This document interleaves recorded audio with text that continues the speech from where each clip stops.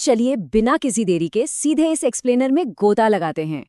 आज हम भारत के इस तेजी से बढ़ते एडटेक सेक्टर के आर्किटेक्चरल ब्लूप्रिंट को डिकोड करने वाले हैं। जरा सोचिए, जब पढ़ाई पूरी तरह से ऑनलाइन हो जाए तो स्क्रीन के उस पार बैठे स्टूडेंट्स का भरोसा आखिर जीता कैसे जाता है। यही डिजिटल ट्रस्ट आज हमारी चर्चा का केंद्र है।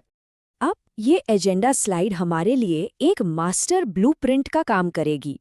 हम शुरुआत करेंगे डिजिटल शिक्षा में आए बदलाव से, फिर देखेंगे ये कल्चरल रेजोनेंस लूप क्या है। इसके बाद हम superstars versus micro influencers, founder led strategy, testimonials का रोल और आखिर में डिजिटल ट्रस्ट बनाने के पूरे फ्रेमवर्क को समझेंगे।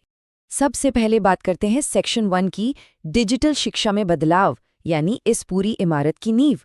हम इस इंडस्ट्री के बिल्कुल ज़मीनी स्तर से शुरुआत कर रहे हैं। अब आगे बढ़ने से पहले एक बहुत ही दिलचस्प सवाल उठता है। जब आपके पास कोई फिजिकल क्लासरूम नहीं है, कोई स्कूल की बिल्डिंग नहीं है, तो एक डिजिटल क्लासरूम में आप भरोसा कैसे बनाते हैं? ये ऑनलाइन प्लेटफॉर्म्स आखिर ये ट्रस्ट मैन्युफैक्चर कैसे करते हैं? और इसका जवाब हमें क्रिएटर इकोनॉमी के ग्रासरूट लेवल पर मिलता है। देखिए, आज किसी महंगे सेटअप की ज़रूरत नहीं है। बस एक सस्ता स्मार्टफोन और एक बेसिक सी रिंग लाइट और कोई भी अपना एजुकेशनल फाउंडेशन तैयार कर सकता है। आप बुद्धिमान टेक्निकल जैसे सर्च ट्रेंड्स देखिए, जो सस्ते गैजेट्स की जानकारी देते हैं, या फिर #बुद्धिमान जैसे चैनल्स जो मोटिवेशनल बातें करते हैं। हुआ ये है कि पावर अब बड़े बड़े ट्रेडिशनल संस्थानों के हाथ से निकलकर सीधे इन लोकल डिजिटल क्रिएटर्स के हाथ में आ गई है। बिल्कुल गेम चेंजिंग है ना। चलिए अब अपने दूसरे सेक्शन पर आते हैं, द कल्चरल रेजोनेंस लूप। देखते हैं कि ये ग्रासरूट्स वाला बदलाव एक बाकायदा स्ट्रक्चरल थ्योरी में कैसे फिट बैठता है। तो ये कल्चरल रेजोनेंस लूप आखिर है क्या? आसान भाषा में समझे तो ये एक ऐसा फ्रेमवर्क है जो बताता है कि जब आप लोकल माइक्रो इन्फ्लुएंसर्स का इस्तेमाल करते हैं, जो स्टूडेंट्स की ही भाषा बोलते हैं, उन्हीं के कल्चरल मार्कर शेयर करते हैं, तो स्टूडेंट्स उनके साथ एक गहरा जुड़ाव महसूस करते हैं। ये साबित करता है कि वो पुरानी जेनेरिक मार्केटिंग अब काम नहीं करती। जब कहानियां आपकी अपनी क्षेत्रीय भाषा में होती हैं तो वो सीधा दिल पर लगती हैं, और यही चीज स्टूडेंट्स का भरोसा जीतती है। और इसी बात को द एशियन थिंकर की ये रिसर्च और पुख्ता करती है। इस डेटा के आधार पर हम बहुत बारीकी से एनालाइज कर सकते हैं कि कैसे अलग अलग एडटेक प्लेटफॉर्म्स ने इस कल्चरल रेजोनेंस को पकड़ने के लिए विश्वसनीयता के अपने अपने अलग आर्किटेक्चर खड़े किए हैं। इस आर्किटेक्चर का पहला बेहतरीन उदाहरण है हमारा सेक्शन 3, सुपरस्टार्स और माइक्रो इन्फ्लुएंसर्स। यहाँ हम अनअकैडमी के ब्लूप्रिंट को डिकोड करेंगे। अनअकैडमी की ये टाइमलाइन किसी रोलर कोस्टर राइड से कम नहीं है। 2015 में गौरव मुंजाल ने इसे बस एक यूट्यूब चैनल के तौर पर शुरू किया था। फिर 2018 से 2020 के बीच इन्होंने वाईफाई स्टडी और प्रेपलैडर जैसे बड़े अधिग्रहण किए, एकदम अग्रेसिव एक्सपेंशन। 2021 आते आते ये $3.44 बिलियन के पीक वैल्यूएशन पर पहुंच गए। लेकिन सफर में हिचकोले भी आए। 2020 का डेटा लीक और 2023 में एक टीचर को उनके पॉलिटिकल बयानों की वजह से हटाना, और फाइनली 2026 में जब वैल्यूएशन $500 मिलियन से नीचे गिरा तो अपग्रेड ने इसे 100% शेयर स्वाइप डील में अक्वायर कर लिया। एक पूरा स्ट्रक्चरल एवोल्यूशन। अब इस स्लाइड पर ध्यान दीजिए, ये अनअकैडमी की स्ट्रैटेजी का सबसे दिलचस्प हिस्सा है, इनका ड्यूअल पिलर अप्रोच। एक तरफ इनका मैक्रो पिलर है, यानी बड़े बड़े सेलिब्रिटीज, धोनी का लेसन नंबर 7 और सचिन का the power behind you campaign, जो एक बड़े विजन और मास रीच को दिखाते हैं। लेकिन इमारत सिर्फ छत से तो खड़ी नहीं होती ना, इसीलिए इनका माइक्रो पिलर भी उतना ही मजबूत है।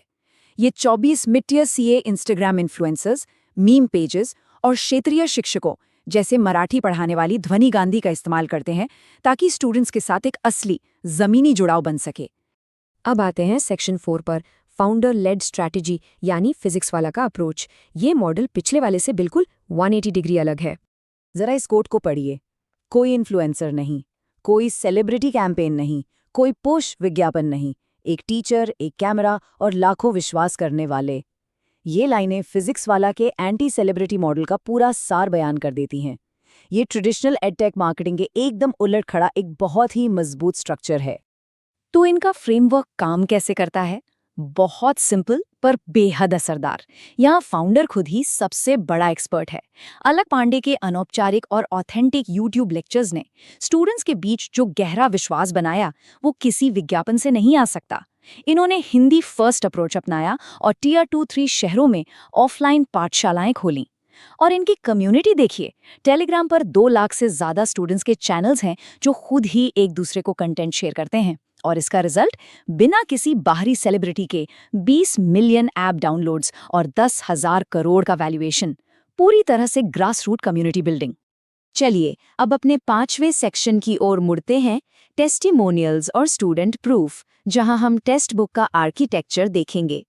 टेक्स्ट बुक ने अपनी विश्वसनीयता का महल किसी बाहरी चकाचौंध या ग्लैमर से नहीं, बल्कि एकदम सॉलिड ईंटों से बनाया है। और वो ईंटें हैं असली स्टूडेंट्स की सफलता। ये ब्रांड मशहूर हस्तियों के बजाय आम स्टूडेंट्स और अपनी कंपनी के मेंटर्स को आगे रखता है। इनका पूरा फोकस इस बात पर रहता है कि इनके टॉप फैकल्टी कितने प्रोफेशनल हैं। इसके अलावा ये असली कैंडिडेट्स की सक्सेस स्टोरीज वाले विस्तृत ब्लॉग्स और इंटरव्यू पब्लिश करते हैं। मतलब पूरा का पूरा फोकस सिर्फ इस बात पर है कि उनके स्टूडेंट्स क्या हासिल कर रहे हैं। जैसे कि आप यहाँ देख सकते हैं, टेक्स्ट बुक सुपरस्टार्स, ये बेसिकली उन स्टूडेंट्स के वीडियो इंटरव्यूज हैं जिन्होंने टॉप स्कोर किया है, और यही स्टूडेंट्स इनके सबसे बेहतरीन ब्रांड एम्बेसडर बन जाते हैं। जब एक स्टूडेंट किसी दूसरे स्टूडेंट को सक्सेसफुल होते हुए देखता है, तो जो सोशल प्रूफ जनरेट होता है वो किसी भी महंगे विज्ञापन से कहीं ज्यादा पावरफुल होता है, और यही इनके ऐप डाउनलोड्स को ड्राइव करता है। आखिर में हम आते हैं अपने छठे और अंतिम सेक्शन पर, डिजिटल ट्रस्ट बनाना, एक तुलनात्मक सिंथेसिस। अब इस क्रॉस केस कंपैरिजन टेबल पर एक नज़र डालते हैं। हमने जो अलग अलग ब्लूप्रिंट्स देखे उन्हें यहाँ एक साथ रख कर देखते हैं।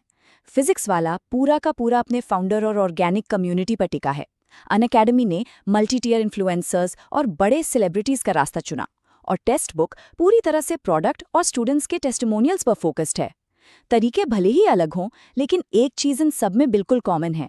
इन सभी ने क्षेत्रीय भाषाओं जैसे हिंदी या अन्य रीजनल लैंग्वेजेस की अहमियत को समझा है। बिना इसके भारत में ट्रस्ट बनाना लगभग नामुमकिन है। और अगर आप सोच रहे हैं कि ये इन्फ्लुएंसर वाली स्ट्रैटेजी इतनी ज़रूरी क्यों है, तो इस डेटा को देखिए। रिसर्च बताती है कि 68% भारतीय, यानी एक बहुत बड़ा हिस्सा, सीधे तौर पर इन्फ्लुएंसर्स के रिकमेंडेशन पर भरोसा करता है। इसके मुकाबले ट्रेडिशनल, बिना चेहरे वाले कॉर्पोरेट विज्ञापनों पर सिर्फ 32% लोग ही विश्वास करते हैं। ये एक बहुत बड़ा फासला है। इसीलिए ऑनलाइन एजुकेशन में ह्यूमन टच और जाने पहचाने चेहरों का होना कोई विकल्प नहीं, बल्कि एक ज़रूरत बन गया है। तो जैसे जैसे ये डिजिटल एजुकेशन का आर्किटेक्चर लगातार इवॉल्व हो रहा है, हम सब के लिए एक बहुत बड़ा सवाल खड़ा होता है। जब पढ़ाई पूरी तरह से डिजिटल हो जाती है, तो क्या एक क्लासरूम की असली क्रेडिबिलिटी उसके सिलेबस की क्वालिटी से तय होती है, या फिर उस क्रिएटर के करिश्मे से जो उसे स्क्रीन पर पढ़ा रहा है? ये एक ऐसा सवाल है जिस पर हम सबको ज़रूर सोचना चाहिए। इस एक्सप्लेनर में हमारे साथ जुड़ने के लिए बहुत बहुत शुक्रिया।